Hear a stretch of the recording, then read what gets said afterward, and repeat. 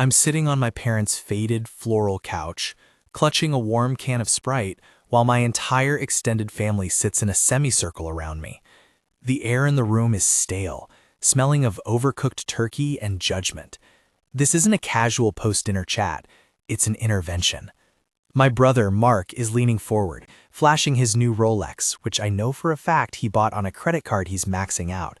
He's looking at me with this pitiful, condescending smirk and saying, "Look, man, we're just worried. You're 29. It's time to stop playing on the computer, grow up, and get a real job with benefits. I can probably get you an interview in the mailroom at my firm." My mom is dabbing her eyes with a napkin, crying like I've just been diagnosed with a terminal illness. My dad refuses to even look at me. He's just staring at the floor, shaking his head in disappointment. They think I'm destitute. They think I'm a failure. They think I'm one step away from asking to move back into my childhood bedroom. They have absolutely no idea that 3 days ago, I sold my software company for $12.5 million. But before I tell you how I absolutely shattered their reality and why my aunt is currently blowing up my phone leaving screaming voicemails, let me take you back to where this silence started, 7 years ago. I've always been the black sheep. In my family, success looks like one thing: a corporate job, a leased BMW, and a mortgage you can barely afford. My older brother, Mark, followed that script perfectly. He was the golden child. Captain of the football team, business major, straight into a mid-level management role right out of college. Me? I was the nerd, the dreamer. I dropped out of college in my junior year because I was making more money fixing code for startups than my professors were making teaching me. When I told my parents I was dropping out, you would have thought I told them I was joining a cartel. "You're throwing your life away," my dad had shouted, his face turning that dangerous shade of purple. "Don't come crying to us when you're starving." For the first 2 years, it was brutal. I won't lie. I was living in a studio apartment that smelled like mildew and desperation. I was eating ramen noodles, not because it's a meme, but because I had $12 to my name. I missed Christmas that first year because I couldn't afford the gas money to drive home, and I was too proud to ask. When I finally did go home for holidays, the dynamic was set. I was the cautionary tale. Mark was the hero. Every Thanksgiving, it was the same ritual. We'd sit down and my dad would toast to Mark's promotion, or Mark's new car, or Mark's engagement.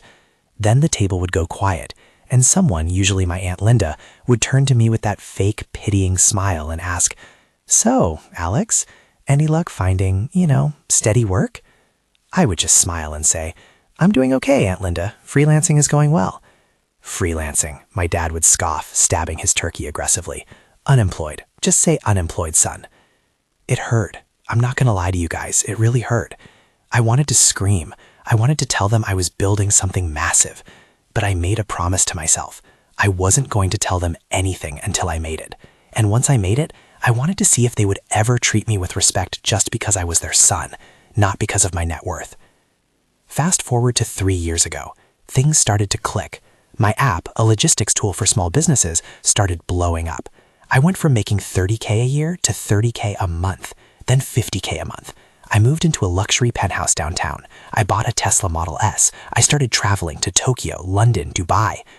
But here's the kicker. I never told them.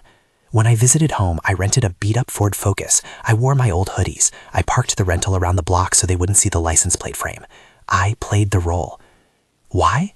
Because every time I thought about telling them, I'd hear my brother making fun of my computer games, or my mom sighing about how she wished I was more like Mark.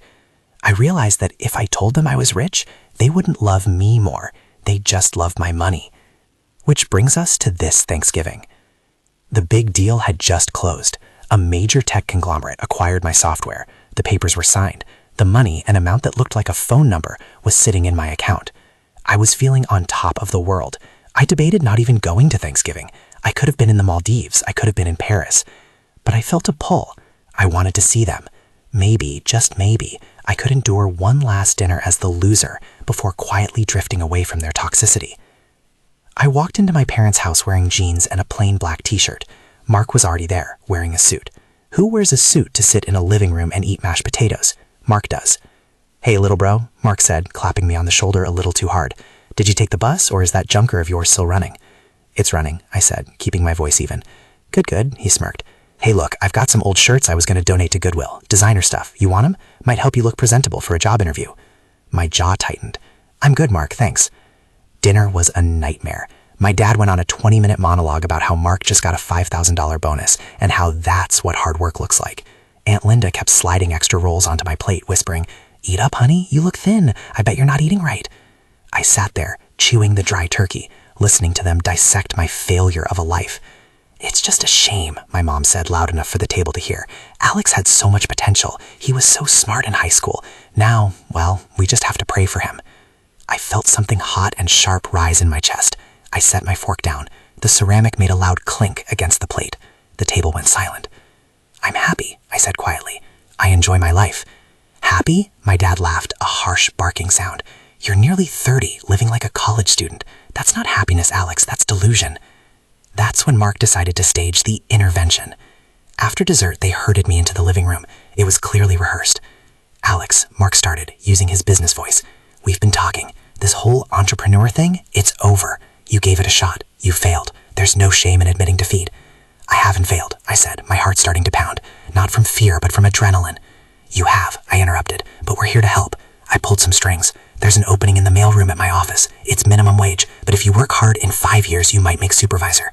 Dad and Mom are willing to let you move back in here to save on rent. We're giving you a lifeline, Alex. Take it." I looked around the circle. My mom was nodding encouragingly. My dad looked stern. Aunt Linda was digging in her purse and pulled out a crumpled $20 bill. "Here," she said, holding it out, "for gas money. Just think about what your brother is offering." I stared at the $20. Then I looked at Mark's smug face, then at my dad's disappointment. And I just snapped. I didn't yell. I didn't flip the table. I just started laughing. "What's funny?" Mark demanded, his face flashing red. "You think this is a joke?" "I think it's hilarious," I said, standing up. "I really do." "Sit down," my dad barked. "No," I said. My voice was calm, but it filled the room. "I'm done. I'm done playing this role for you people to make yourselves feel better." I pulled out my phone. "Mark, you work for Dawson Logistics, right?" "Yeah, so," Mark sneered. "And you guys just got acquired by a holding company called Apex Ventures, right? That's where your bonus came from." Mark looked confused. "How do you know that? That was internal news." "I know that," I said, looking him dead in the eye, "because I own Apex Ventures." The silence that followed was suffocating. It was heavy. It was absolute. "What?" Mark whispered. "You're lying." "Google it," I said. "Go ahead. Google Apex Ventures founder." I watched as 3 phones came out simultaneously. I watched the color drain from my dad's face. I watched Mark's mouth drop open as he read the screen. "Alexander James," Mark read my full name from the article. "Net worth estimated," he choked on the number. "12.5 million personally. The company is worth more." I looked at Aunt Linda, who was still holding the $20 bill in midair, her hand trembling. "You can keep the 20, Linda," I said gently. "I think you need it more than I do." I turned to my dad. "I dropped out of college because I was building the technology that runs the logistics for half the companies in this state, including Mark's. I haven't been playing computer games. I've been building an empire. I didn't tell you because I wanted to know if you loved me or if you just loved the status I could bring you." I paused, letting the words sink in. "And tonight, you gave me your answer." "Alex," my mom started, her voice shaking, suddenly full of a desperate kind of warmth. "Baby, we didn't know. We were just worried. Why didn't you tell us?" "Because," I said, picking up my car keys, "I didn't want this. I didn't want the sudden change in tone. I didn't want the fake pride. You were ashamed of me when you thought I was poor, so you don't get to be proud of me now that you know I'm rich." I walked toward the door. "Wait," Mark scrambled up, blocking my path. "Alex, come on, we're family. Dawson Logistics. I mean, you're practically my boss's best buy. We can work together. Imagine what we could do." I looked at my brother, the golden child, the bully, the man who had just offered me a mailroom job out of pity. "I don't hire people who judge others based on their bank accounts, Mark," I said coldly. "And frankly, I've seen your performance reviews during the due diligence phase of the acquisition. You might want to actually start working harder. I'm not the one who protects slackers." I walked out the front door, leaving them in the stunned silence of that living room. I walked down the block, past the rental Ford Focus I had parked there as a prop. I pulled out my phone and called an Uber Black. 10 minutes later, as I was being driven away in a Mercedes S-Class, my phone started blowing up. First, it was my mom. "Alex, please come back. We need to talk about this. We're celebrating." Then my dad. "Son, I'm sorry I was hard on you. It was tough love. It made you who you are." Then Mark. "Bro, let's grab a beer. Seriously, we need to strategize." Then Aunt Linda. I always knew you were special. I blocked them. All of them. For the next 3 days, they tried from different numbers. Then the requests started. Venmo requests for medical bills, links to GoFundMes for house repairs. My cousin, who hasn't spoken to me in a decade, messaged me on LinkedIn asking for seed money for his DJ career. It's been 2 weeks since Thanksgiving. I haven't spoken to a single one of them. I'm spending Christmas in Aspen with my friends, the ones who bought me dinner when I had $0 in my pocket, the ones who let me sleep on their couches, the family I chose. I realized something important that night. Blood makes you related. Loyalty makes you family. So, am I the asshole for letting my family humiliate themselves before dropping a multi-million-dollar truth bomb on them? Because honestly, looking at the peace and quiet of my life right now, it feels like justice. Let me know what you guys think in the comments. Would you have told them sooner, or did they deserve every second of that shock? And if you've ever been the black sheep who proved everyone wrong, hit that like button. I'll see you in the next one.